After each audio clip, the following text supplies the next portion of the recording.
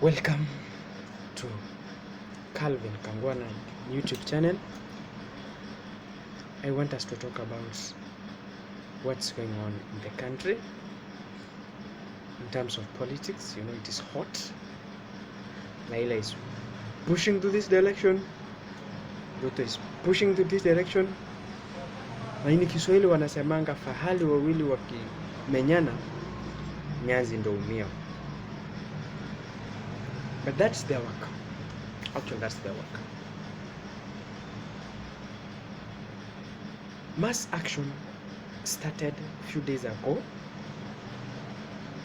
and it is still happening to some counties. There are those counties that have not done, but there are those counties but also have done Maandamano. Nairobi being one of them. When you follow, Nairobi is the capital city of Kenya. It is like Kenya, where all tribes, 42 to 45 tribes, whichever the number, are there. And Raila controls high numbers in Nairobi. So we want to see how it will affect Nairobi as a county itself. Because if the police persist that these guys will not demonstrate to CBD or to any offices, they will throw tear gas, and now it will be up and down. This up and down will cause these guys to throw stones. After throwing stones, the police and their triad will force them, will push them so that they can keep law and order. That's their work.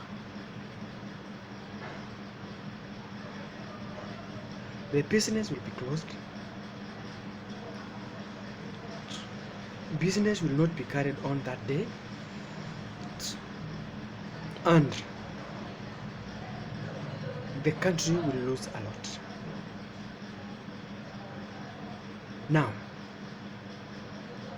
what if Ruto decide to change his tactic? How can he reduce Raila politically so that he can catch the clouds of people? Because by now Raila has catch clouds due to hard times. The economy is bad. It is simple for the government to reduce the cost of hunger. It's just minutes by bringing back the subsidies. It is minutes to bring the cost of fuel down. And you know very well, when the cost of fuel is high, the cost of petrol, the cost of diesel, every commodity becomes expensive.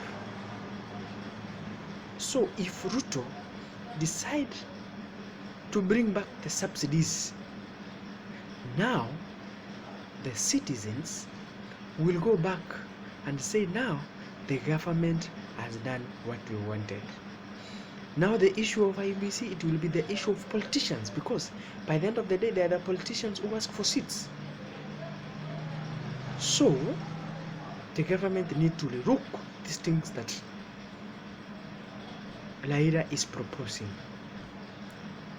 I see one of the governors suggested that government, that's His Excellency Raila Amolo Odinga plus William Ruto, His Excellency the President of the Republic of Kenya, to sit down and talk. It is very simple for them, just for the government to return the subsidies. After returning the subsidies, everything will calm down. Because now the temperatures that are there of high cost of living will be neutralized. So Now this issue of IBC opening of servers, it will be another thing, because of course there are those guys who will say there's still electoral injustice, but now the cost of living will come down. Most of the people will be concentrating that the president has reduced the burden for them, and now the number that were to be more in demonstration will reduce, and now the effect will be lesser. Even handling the lesser number by police and untried is easier than handling a large crowd of around 1 million people. So let's see what will happen. I echo the sentiments by Sakaja for the Prime Minister and the President of the Republic of Kenya to come into agreement and solve issues.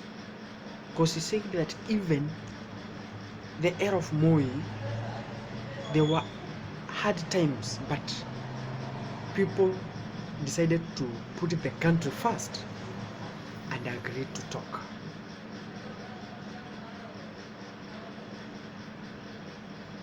So